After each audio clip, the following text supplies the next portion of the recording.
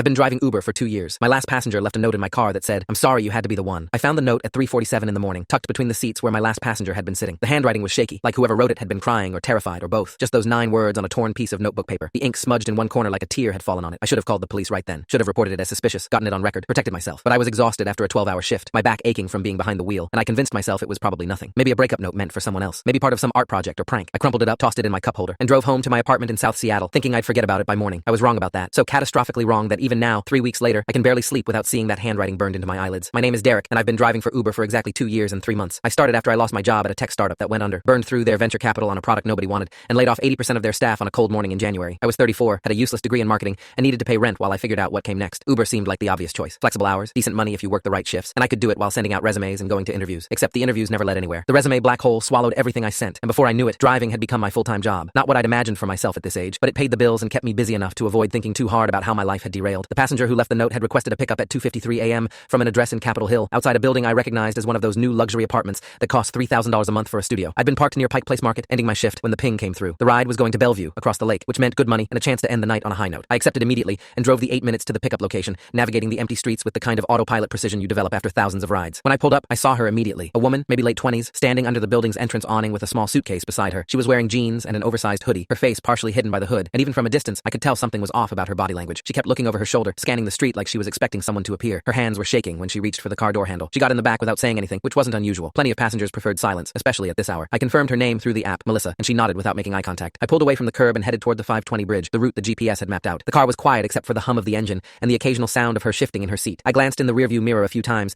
trying to get a read on her, and each time I looked, she was staring out the window with this vacant expression that made my stomach tighten. Her hands were clasped in her lap, squeezing so hard her knuckles had turned white. About 5 minutes into the ride, she finally spoke, and her voice was so quiet I almost didn't hear her over the road noise. "Can you take a different route? Not the bridge, please." I adjusted the GPS to avoid 520 and take the I-90 instead, which would add maybe 10 minutes to the trip. "No problem," I said, keeping my tone neutral and professional. "Any particular reason?" She didn't answer right away, just kept staring out the window. Then, so softly I barely caught it, she said, "I can't go over water right now. I just can't." That should have been my first warning that this ride was going to be different. I'd had plenty of strange requests over the years. Passengers who wanted complete silence, others who wanted to talk about their entire life story, people who were drunk or high or having mental health crises. I'd learned to roll with it, keep things professional, get them to their destination safely. But something about Melissa felt more urgent than strange. The way she kept checking her phone every 30 seconds, the way her breathing would catch like she was trying not to cry, the way she flinched when we passed another car on the highway. I wanted to ask if she was okay, but I'd learned that sometimes people in Ubers didn't want questions. They wanted invisibility, someone to drive them from point A to point B without acknowledging whatever crisis they were experiencing. So I kept quiet and focused on the road, taking I-90 across the lake while she sat in the back, radiating anxiety so intense I could feel it pressing against the back of my neck. We were about halfway across the bridge when her phone rang. The ringtone was loud in the quiet car, some default iPhone sound that made both of us jump. She looked at the screen, and I saw her entire body go rigid. She didn't answer it, just stared at the phone as it rang and rang, her face draining of color in the glow of the screen. When it finally stopped, she let out a breath that sounded like a sob. 10 seconds later, it started ringing again. Full story on my channel and linked below.